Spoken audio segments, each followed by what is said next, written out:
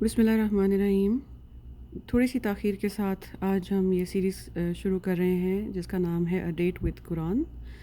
اور ان شاء اللہ تعالیٰ اس کو ہم رمضان میں بھی لے کے چلیں گے ساتھ، اور رمضان کے بعد بھی اس کو ہم لے کے چلیں گے۔ اس سیریز کا مقصد یہ ہے کہ ہم قرآن کے ساتھ ایک ایسی دوستی پیدا کریں اور ایک ایسا رشتہ پیدا کریں کہ جو کبھی نہ ٹوٹے، اور ایک ایسے انسیپریبل ریلیشن شپ میں ہم قرآن کے ساتھ آ جائیں کہ ہمارے ذہن میں کانسیپٹ ہی نہ، ہمارا ایک دن نہ گزرے اس کے بغیر، اور ہمارا ایک پل نہ گزرے اس کے بغیر۔ تو آج سے ہم اس کی ٹرانسلیشن اور تھوڑا سا اس کی کبھی کبھی اس کی تفسیر کے بارے میں بھی تھوڑا سا بات کریں گے، لیکن فی الحال چونکہ رمضان میں لوگوں کے پاس وقت کم ہوتا ہے، اس لیے اس میں کوشش یہ ہوگی کہ میں تھوڑی تھوڑی مختصر کر کے کچھ سورز کی اردو کی ٹرانسلیشن پڑھوں گی اور آپ کے ساتھ اپنے تھاٹس شیئر کروں گی اس کے بارے میں۔ تو ہم شروع کر رہے ہیں۔ بسم اللہ الرحمن الرحیم۔ میں نے جو سورہ چوز کی ہے شروع کرنے کے لیے، اس کا نام ہے فرقان، اور اس کو انگلش میں کرائٹیرین کے طور پہ بھی ٹرانسلیٹ کیا جاتا ہے۔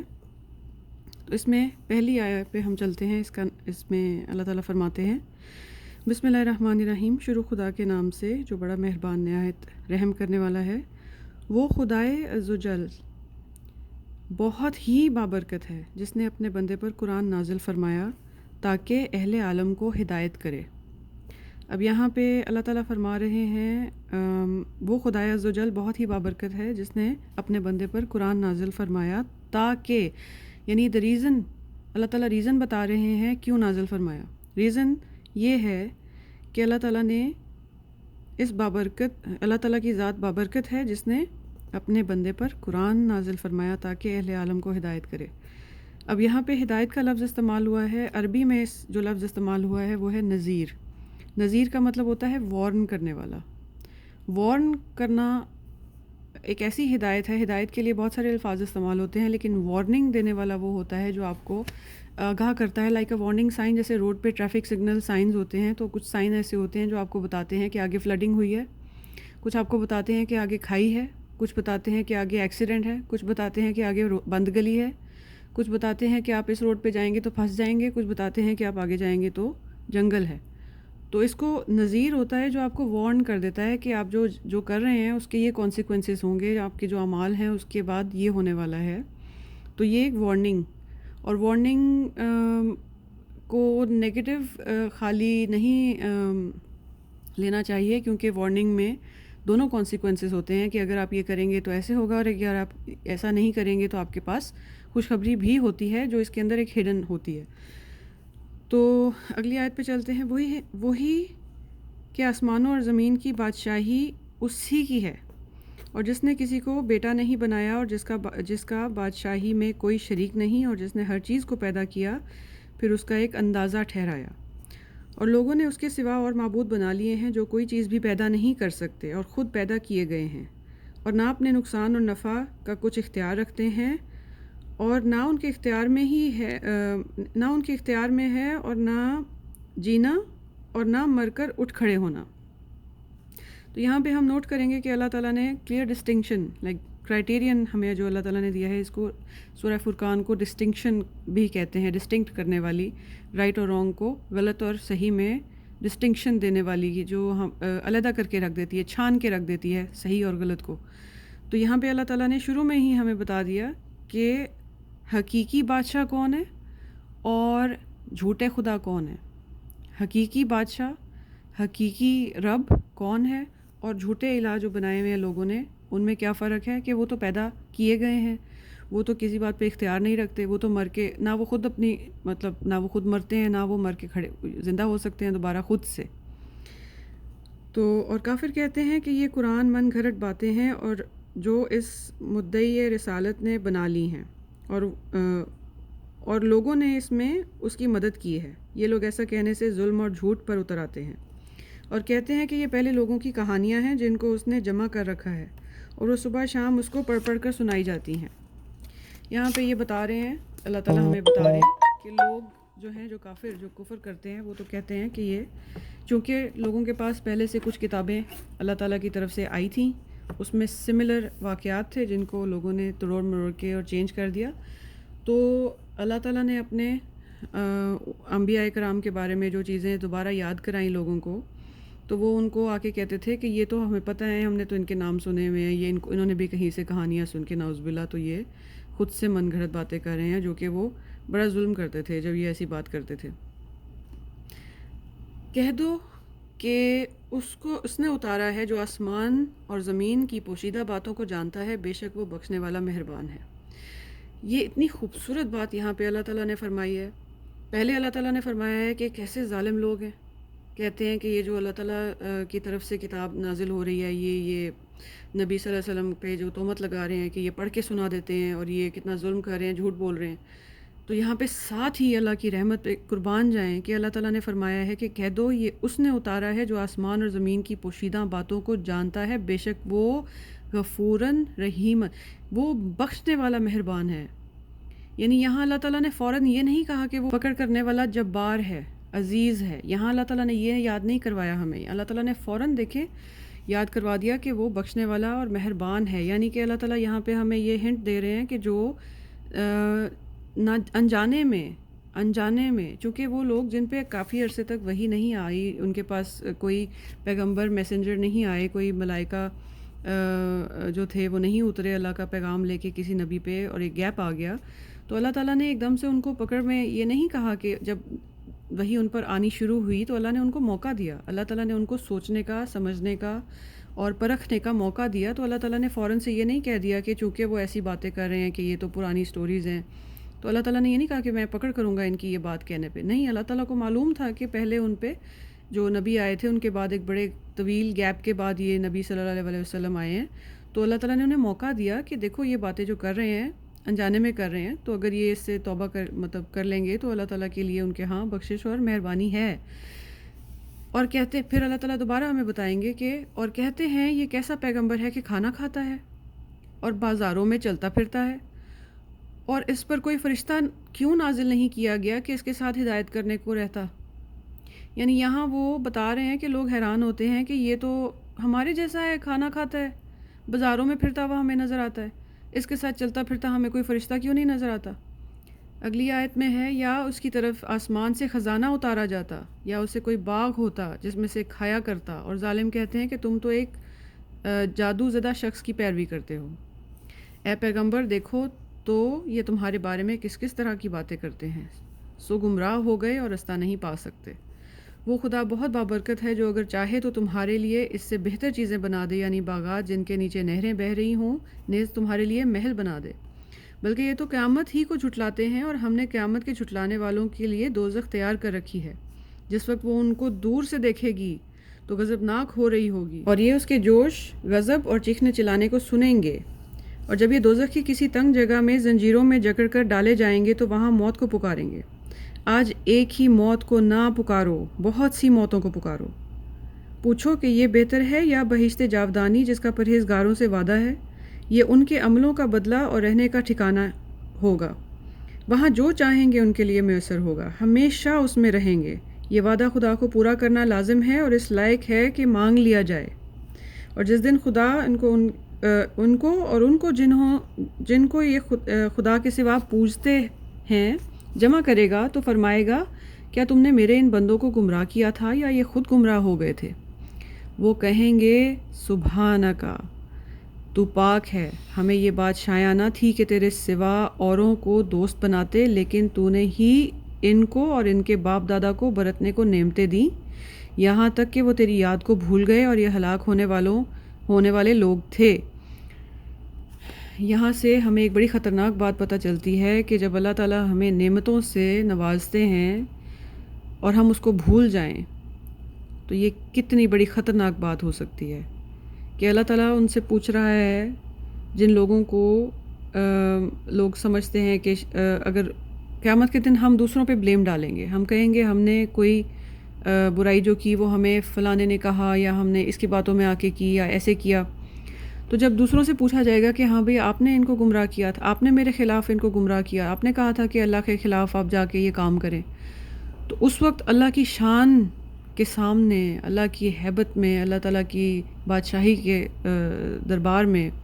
کسی کی جرت نہیں ہوگی کہ وہ اللہ تعالیٰ کو یہ کہہ سکے کہ یا اللہ آپ پاک ہیں، بے شک ان کو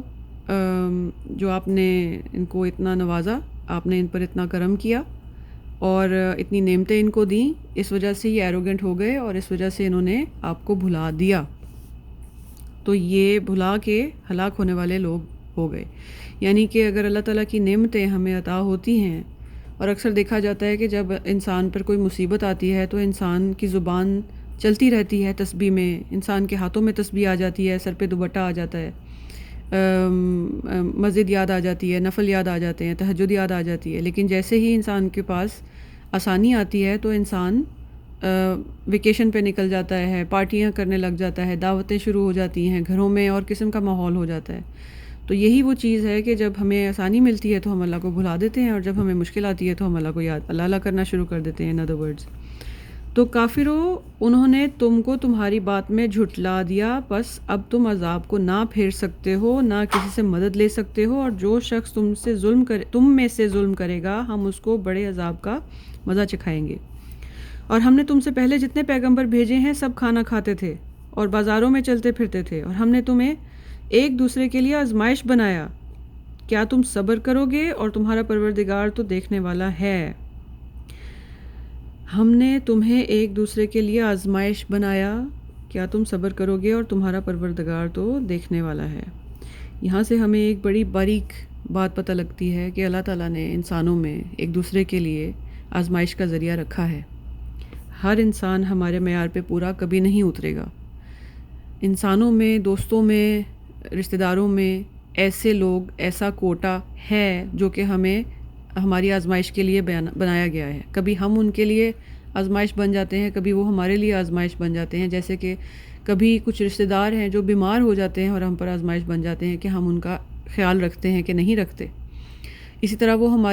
اگر ہم ان کا خیال رکھیں تو وہ ہماری جنت الفردوس کا ذریعہ بن جائیں گے، اور اگر ہم ان کا خیال نہ رکھیں تو اسی طرح سے وہ ہماری جہنم کا ذریعہ بن سکتے ہیں۔ تو بوتھ ویز آزمائش میں آزمائش سے ڈرنا اس لیے نہیں چاہیے کہ آزمائش کا لفظ ایک بڑا نیگیٹو ورڈ بن گیا ہوا ہے، حالانکہ آزمائش جو ہے اٹس لائک این ایگزام، اور ایگزام میں ڈسٹنکشن بھی آتی ہے۔ تو آزمائش کا لفظ، اس کو ہم نے بہت نیگیٹو طریقے سے پورٹرے کیا ہوا ہے پاکستان میں، خاص طور سے اردو سپیکنگ لوگ جو ہیں، جب آزمائش کا لفظ استعمال کیا جاتا ہے تو وہ سمجھتے ہیں کہ آزمائش صرف ایک بری چیز ہے، آزمائش ایک بہت ہی خطرناک چیز ہے، آزمائش ایک جیسے کہ کسی نے کوئی بام بلاسٹ کی بات کر دی ہو۔ لیکن آزمائش کا مطلب ہے کہ اس کے بعد آپ کو ایکسلنس مل سکتی ہے، آپ کو ڈسٹنکشن مل سکتی ہے۔ آزمائش نہیں آئے گی تو آپ کو فرسٹ کلاس کیسے ملے گی؟ آزمائش نہیں آئے گی تو آپ کو ایگزام نہیں ہوگا تو آپ کو گولڈ میڈل کون ڈیسائیڈ کرے گا؟ ایگزام نہیں ہوگا تو آپ کا یعنی کیسے پتہ چلے گا کہ کون فیل ہو رہا ہے اور کون ٹاپ کر رہا ہے؟ تو جب ہم اسکولز میں، یونیورسٹیز میں اگر ایگزامز ڈیلے ہوتے ہیں تو ہمیں پریشانی لگ جاتی ہے، ہم ادھر ادھر بھاگنا شروع کر دیتے ہیں کہ ہمارا ایگزام لیں، سر ہمارا ایگزام لیں، پتہ تو چلے کہ کون ڈسٹنکشن لے رہا ہے اور کون فیل ہو رہا ہے۔ ابھی کووڈ کے معاملے میں جب ایگزامز ڈیلے ہوئے یا ایگزامز پوسٹ پون ہوئے اور ایگزامز کے بغیر لوگوں کو پاس کر دیا گیا، تو لوگوں نے، اسٹوڈنٹس نے پریشانی کا اظہار کیا کہ ہمارے ایگزام کے بغیر ہی سبھی پاس ہو گئے بھئی۔ تو جب اگر اللہ تعالیٰ آزمائش کے بغیر پاس کر دے گا ہم تب بھی خوش نہیں ہوں گے، ہم تب بھی اللہ سے گلہ کر رہے ہوں گے کہ یا اللہ آپ نے تو سب کو پاس کر دیا، یہ تو انفیئر ہو گئی بات۔ اس لیے ایگزام ہے، آزمائش ایگزام ہے جس کے بعد ڈسٹنکشن بھی مل سکتی ہے۔ تو آزمائش in it self is not a negative term. ہمارے ذہنوں میں یہ بہت ایک نیگیٹو چیز بن گئی ہوئی ہے کہ ہائی آزمائش آ گئی، تو آزمائش آ گئی can be a good thing as well, it could be good news as well, it should be welcomed, it should not be taken as a negative on face value کہ آزمائش ہے تو یہ نیگیٹو ہی ہوگی۔ اکثر انبیاء کرام کو آزمائشوں کے بعد بہت بہت نعمتیں ملیں، بہت بہت بڑے مقامات ملے۔ حضرت یوسف علیہ السلام کو، حضرت ایوب علیہ السلام کو، حضرت ہمارے اپنے نبی صلی اللہ علیہ وسلم کو ہر غزوہ یا آزمائش کے بعد نظر آتا تھا کہ جیسے اللہ تعالیٰ بعد میں جیسے سورہ فتح آئی کہ ہم نے آپ کو فتح مبین دی، یعنی اللہ تعالیٰ نے بشارتیں دی بعد میں۔ تو آزمائشوں کے بعد ڈسٹنکشنز آتی ہیں، ہمیں ان ڈسٹنکشنز کو ایم کرنا چاہیے اور اللہ تعالیٰ سے مانگنا چاہیے کہ جب اللہ تعالیٰ نے بتا دیا ہے کہ اس دنیا میں ایگزامز ہوتے رہیں گے تو آپ مانگیں اللہ سے کہ اللہ ہر ایگزام میں ڈسٹنکشن دینا۔ تو جو لوگ ہم سے ملنے کی امید نہیں رکھتے، کہتے ہیں کہ ہم پر فرشتے کیوں نہ نازل کیے گئے یا ہم آنکھ سے اپنے پروردگار کو دیکھ لیں، یہ اپنے خیال میں بڑائی رکھتے ہیں اور اسی بنا پر بڑے سرکش ہو رہے ہیں۔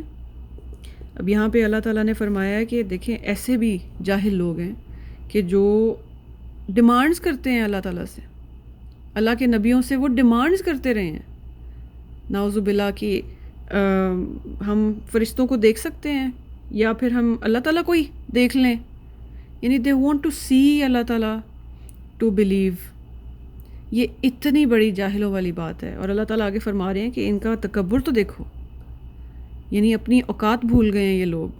ان کی بڑائی ان کے ذہنوں میں اتنی زیادہ آ گئی ہے کہ یہ کہتے ہیں، ڈیمانڈ کر رہے ہیں اللہ تعالیٰ سے کہ ہم اللہ کو دیکھیں گے تو یقین کریں گے. تو یہ ایک بہت بڑی غلط بات ہے. کسی کے ذہن میں بھی اگر ایسی بات ہو تو توبہ کرنی چاہیے اور اللہ تعالیٰ سے پناہ مانگنی چاہیے کہ ہم ایسے لوگوں میں نہ شامل ہوں. جس دن یہ فرشتوں کو دیکھیں گے اس دن گناہگاروں کے لیے کوئی خوشی کی بات نہیں ہوگی، اور کہیں گے خدا کرے تم روک لیے اور بند کر دیے جاؤ، اور جو انہوں نے عمل کیے ہوں گے ہم ان کی طرف متوجہ ہوں گے تو ان کو اڑاتی خاک کر دیں گے. یعنی جو بھی اعمال ہوں گے جو ایک ڈس بلیور لے کے جائے گا اس دن،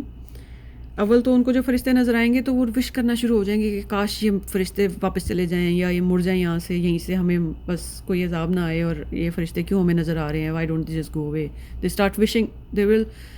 لوگ خواہش کریں گے کہ یہ فرشتے بس مڑ جائیں، وہیں سے مڑ جائیں. جیسے ہی نظر آئیں گے نا وہ خواہش کریں گے کہ یہ بس یہیں سے فرشتے الٹے پیروں واپس ہو جائیں. اور جو کوئی انہوں نے اعمال کیے ہوں گے اس دنیا میں اللہ تعالیٰ ان کو اڑتی ہوئی خاک بنا دیں گے اس دن. یعنی ان کو ان کے کفر کے بدلے میں جو بھی ان کے اعمال ہوں گے اس کا اجر نہیں ملے گا، وہ اڑتی ہوئی خاک بن جائے گا ان کا جو اعمال ہوں گے. تو لیکن اس کے برعکس اس دن اہل جنت کا ٹھکانہ بھی بہتر ہوگا اور مقام استراحت بھی خوب ہوگا. اور جس دن آسمان ابر کے ساتھ پھٹ جائے گا اور فرشتے نازل کیے جائیں گے، اس دن سچی بادشاہی خدا ہی کی ہوگی اور وہ دن کافروں پر سخت مشکل ہوگا. اور جس دن ناعاقبت اندیش ظالم اپنے ہاتھ کاٹ کھائے گا اور کہے گا کہ اے کاش میں نے پیغمبر کے ساتھ رستہ اختیار کیا ہوتا، ہائے شامت کاش میں نے فلاں شخص کو دوست نہ بنایا ہوتا، اس نے مجھ کو کتاب نصیحت کے میرے پاس آنے کے بعد بہکا دیا. اور شیطان انسان کو وقت پر دگا دینے والا ہے. شیطان انسان کو وقت پر دگا دینے والا ہے. اس کا مطلب یہ ہے کہ جب شیطان ہمیں پلان کر کے ہمیں بہکاتا ہے، آتا ہے، ہمیں وسوسے ڈالتا ہے، اور جب ہم پوری طرح سے کنونس ہو جاتے ہیں کوئی غلط کام کرنے میں، تو اینڈ پہ جا کے وہ پیچھے ہو جاتا ہے، اور وہ اس وقت صرف ہم ہی کر رہے ہوتے ہیں اس کام کو. ہم اس کو بلیم نہیں کر سکیں گے قیامت کے دن کہ یہ شیطان نے مجھ سے کروا دیا. وہ ذمہ داری ہمارے اپنے اوپر ہے. شیطان ہم سے کبھی بھی ہاتھ پکڑ کے کچھ نہیں کرواتا. اس کا کام صرف یہی ہے کہ وہ ہمیں صرف وسوسے ڈال سکتا ہے، اور وہ ہمیں ہمارے ذہن کو اس طرف راغب کر سکتا ہے کہ ہم برائی کریں. اور اگر ہم بیلنس نہیں کریں گے، ہم اس کی جیسے ایک میں اگزامپل دیتی ہوں کہ جیسے کچھ لوگوں کو الرجی ہوتی ہے،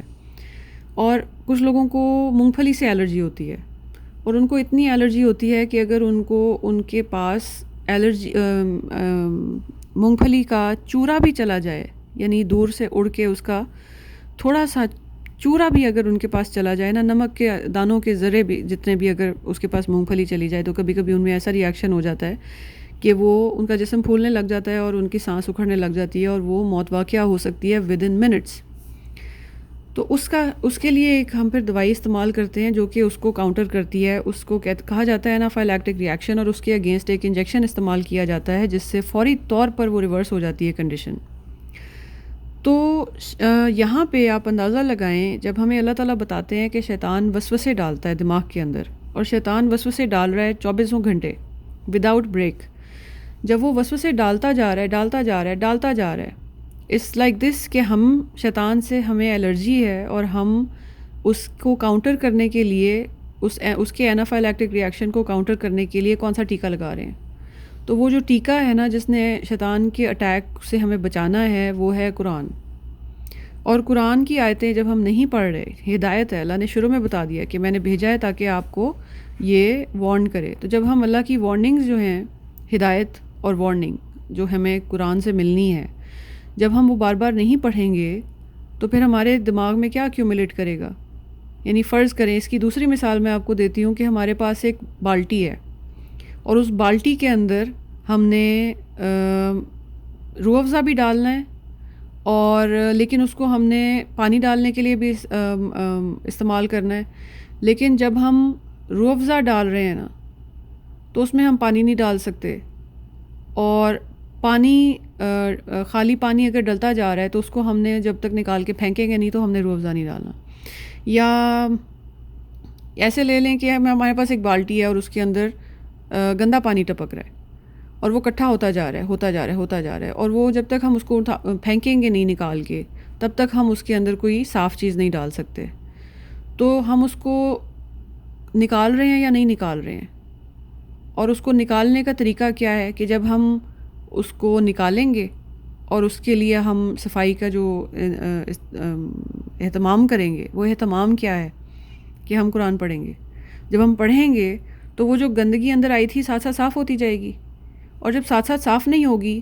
تو وہ تھوڑی بھرے گی، پھر زیادہ بھرے گی، پھر زیادہ بھرے گی، پھر زیادہ بھرے گی، پھر وہ اوپر تک آ جائے گی. پھر ایک نوبت آئے گی کہ اس میں کچھ اور ڈالنے کی نوبت ہی نہیں رہے گی، وہ فل ہو جائے گی بکٹ، وہ بالٹی بھر جائے گی گندگی سے، گندے پانی سے وہ بالٹی بھر جائے گی. تو اسی طرح ہمارے ذہنوں کے ساتھ ہوتا ہے، اسی طرح ہمارے دل کے ساتھ ہوتا ہے کہ جب وہ گندے خیالات شیطان کی طرف سے آ رہے ہوتے ہیں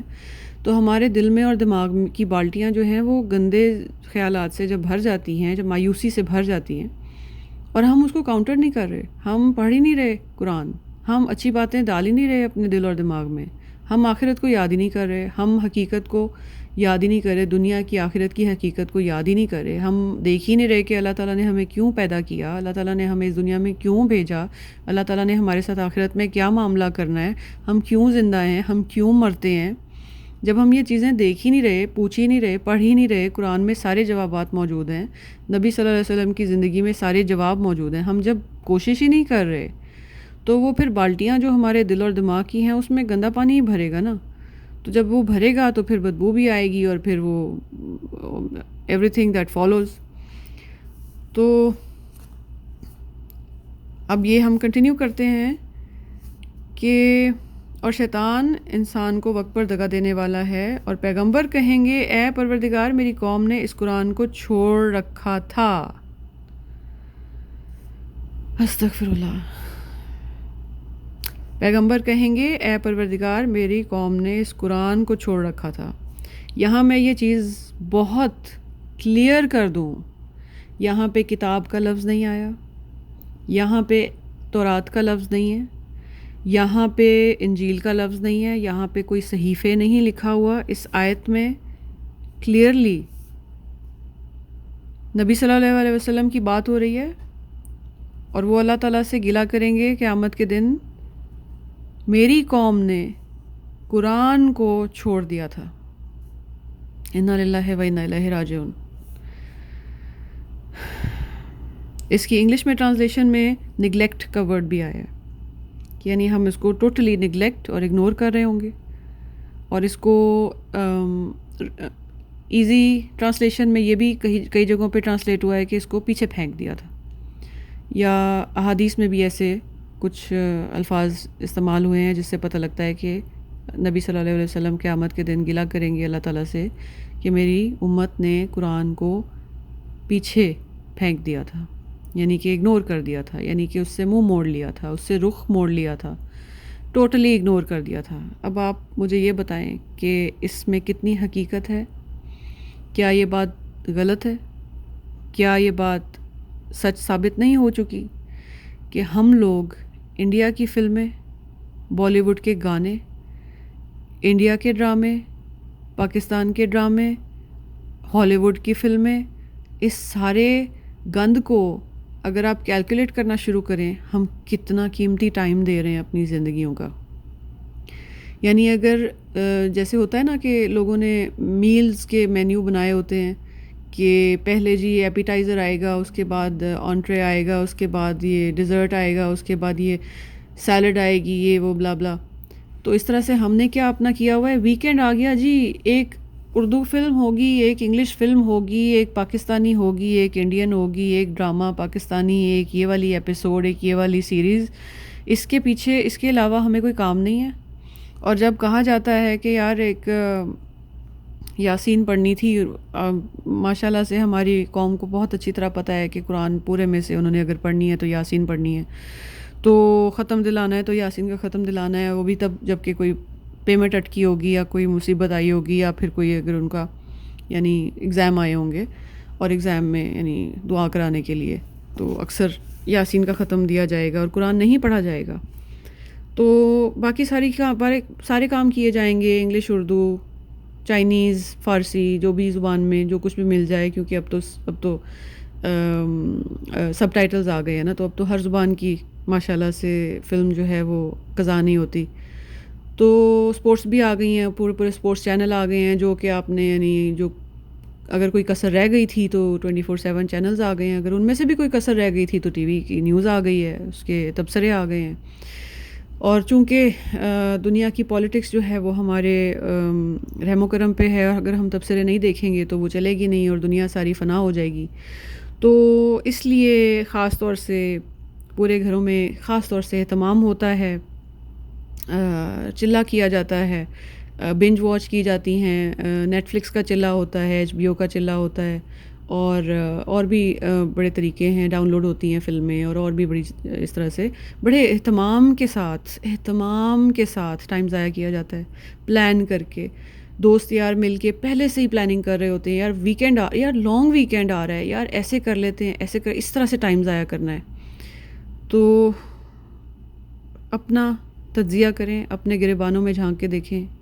کیا اس آیت پہ ہم پورے اترتے ہیں یا نہیں اترتے.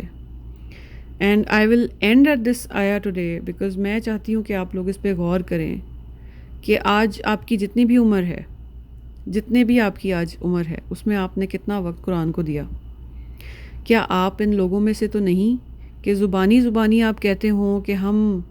ناموس سے رسالت اور نبی صلی اللہ علیہ وسلم پہ قربان، اور آپ دوسروں کو جا کے مار کٹائی پہ آ جاتے ہوں کہ انہوں نے تو نعوذ باللہ توہین رسالت کر دی، انہوں نے تو جی میرے نبی صلی اللہ علیہ وسلم کو یہ کہہ دیا. آپ یہ دیکھیں کہ نبی صلی اللہ علیہ وسلم کو جو کافر یہ کہہ رہا ہے کہ یہ تو کہانیاں سنا دیتے ہیں آ کے، نعوذ باللہ، یہ تو ہمیں پرانے لوگوں کی کہانیاں سنا رہے ہیں، دوسروں سے سنتے ہیں آ کے ہمیں سنا دیتے ہیں. اب وہ بندہ کافر ہے، اس کو نہیں پتہ، اس کو اب وہ بھی اس کے پاس نیا علم مطلب آنا شروع ہوا ہے، اس کو نیا پتہ لگا ہے کہ نبی صلی اللہ علیہ وسلم کے پاس وحی آ رہی ہے. اس نے ایسی بات کی ہے تو اس کے بارے میں اللہ تعالیٰ نے کیا فرمایا ہے کہ اللہ غفور و رحیم ہے، اللہ تعالیٰ معاف کرنے والے ہیں. اللہ تعالیٰ نے یہ نہیں کہا کہ اس نے توہین رسالت کر دی، اللہ تعالیٰ نے یہ نہیں کہا کہ اس نے نبی صلی اللہ علیہ وسلم کی شان میں گستاخی کر دی. بھئی وہ دوسرے ریلیجن کا اس کو پتہ ہی کچھ نہیں ہے، اس نے اگر کچھ کہہ دیا ہے تو آپ پہلے بہت زیادہ اپنے نبی صلی اللہ علیہ وسلم کے اس پہ اخلاق پہ، اپنے نبی صلی اللہ علیہ وسلم کے مینرزم پہ عمل کرتے ہوئے پہلے آپ اس کو بہت پیار سے اور اچھے طریقے سے آپ اس کو ڈیل کریں. اور بہت سارے خیر یہ اس طرف ڈسکشن چلی جائے گی. میرا مین مقصد جو ڈسکشن کا ہے وہ یہ ہے کہ میرے نبی صلی اللہ علیہ وسلم کی توہین اس سے بڑی نہیں ہو سکتی کہ آپ لوگ قرآن نہیں پڑھتے. میرے نبی صلی اللہ علیہ وسلم کی توہین اس سے بڑی نہیں ہو سکتی کہ آپ لوگ قرآن نہیں پڑھتے. میں پھر کہوں گی، میرے نبی صلی اللہ علیہ وسلم کی توہین اس سے بڑی نہیں ہو سکتی کہ آپ لوگ قرآن نہیں پڑھتے. اپنے آپ کو اس آیت کے اندر ڈال کر کے دیکھیں، کیا آپ ان لوگوں میں سے ہیں کہ اے پروردگار میری قوم نے اس قرآن کو چھوڑ رکھا تھا. میں آگے اس کی یہ بھی ایڈ کر سکتی ہوں، اے میرے پروردگار میری قوم نے نیٹ فلکس نہیں چھوڑا، اے میرے پروردگار میری قوم نے کرکٹ کے میچ نہیں چھوڑے، اے میرے پروردگار میری قوم نے ایگزامز کے دوران بھی 2020 دیکھا یا وہ ورلڈ کپ دیکھا، اے میرے پروردگار میری قوم نے بالی ووڈ نہیں چھوڑا، ہالی ووڈ نہیں چھوڑا. تو اے میرے پروردگار میری قوم نے PTV کے ڈرامے نہیں چھوڑے، ٹرکش ڈرامے نہیں چھوڑے، لیکن اے میرے پروردگار میری قوم نے اس قرآن کو چھوڑ رکھا تھا.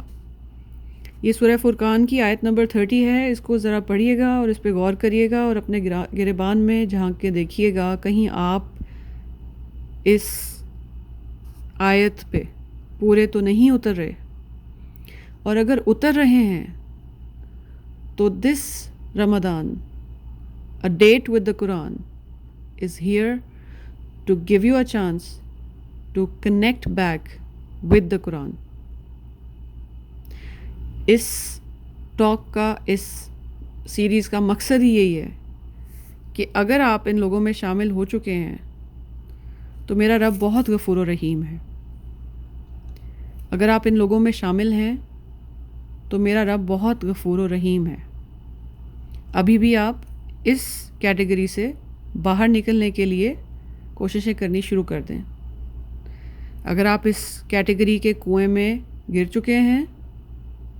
کوئی مسئلہ نہیں, آپ اللہ تعالیٰ سے دعا کریں اور اس کیٹیگری سے باہر نکلنے کے لیے کوششیں کرنی شروع کر دیں. اور اس رمضان کو ایسا شاندار ذریعہ بنائیں, میڈیم بنائیں, چانس بنائیں, اور ایسا اسٹرانگ کنیکشن بنا لیں اللہ تعالیٰ کی کتاب کے ساتھ کہ جب نبی صلی اللہ علیہ وسلم قیامت کے دن ہمارے بارے میں بات کریں تو ہمیں اس قرآن کے ذریعے سے ڈسٹنکشن والے لوگوں میں کھڑا کیا جائے, اور نبی صلی اللہ علیہ وسلم فخر سے اللہ تعالیٰ سے ہمارے بارے میں یہ کہہ رہے ہوں اس کے برعکس کہ اے میرے پروردگار, یہ تیرے وہ بندے ہیں جنہوں نے اس قرآن کو رسوا نہیں کیا, مجھے رسوا نہیں کیا, تجھے رسوا نہیں کیا, اور یہ اس قرآن کو انہوں نے ایسی شان بخشی, ایسی امپورٹنس دی, اتنا ٹائم دیا, اتنا زیادہ اس کو پڑھا, اتنا زیادہ اس کو سمجھنے کی کوشش کی, اتنا زیادہ اس کو امپورٹنس دی کہ انہوں نے میری بھی عزت رکھ لی, اس قرآن کی بھی عزت رکھ لی, اور یہ تیرے ساتھ مخلص ہو کے ساری زندگی اس پہ کوشش کرنے کی, اس پہ عمل کرنے کی بھی کوشش کرتے رہے. تو اللہ کرے میں آج آپ سب کے لیے اور اپنے لیے اللہ تعالیٰ سے بہت بہت بہت سنسیئر یہ دعا کرتی ہوں کہ جن لوگوں کے بارے میں میرے نبی صلی اللہ علیہ وسلم یہ فرمائیں گے کہ اے پروردگار میری قوم نے اس قرآن کو چھوڑ رکھا تھا, میں اللہ کی پناہ مانگتی ہوں, میں اللہ کی پناہ مانگتی ہوں, میں اللہ کی پناہ مانگتی ہوں. نہ ہم اور نہ ہماری جنریشنز, ہماری آنے والی نسلیں, قیامت تک کی ہماری آنے والی نسلیں, یا اللہ کبھی ان کو اس کیٹیگری میں نہ ڈالنا, اور ہمیں ایسی کیٹیگری میں ڈالنا کہ جس میں نبی صلی اللہ علیہ وسلم فخر کے ساتھ ہمارا نام لیں اور ہمارے بارے میں یہ فرمائیں کہ یا اللہ یہ ہیں وہ تیرے بندے کہ جنہوں نے اس قرآن کو بھی سر بلند کیا, اور اسی کے ذریعے سے اب آپ ان کے مرتبے بلند کر دیں. تو سوچئے گا اس کے بارے میں, یہ بہت سیریس آیت ہے, یہ قرآن کے بارے میں بہت سیریس آیت ہے, اور بار بار میں جتنا سٹریس کروں اس پہ وہ کم ہے کہ اللہ نہ کرے کہ ہم ان لوگوں میں ہو جائیں.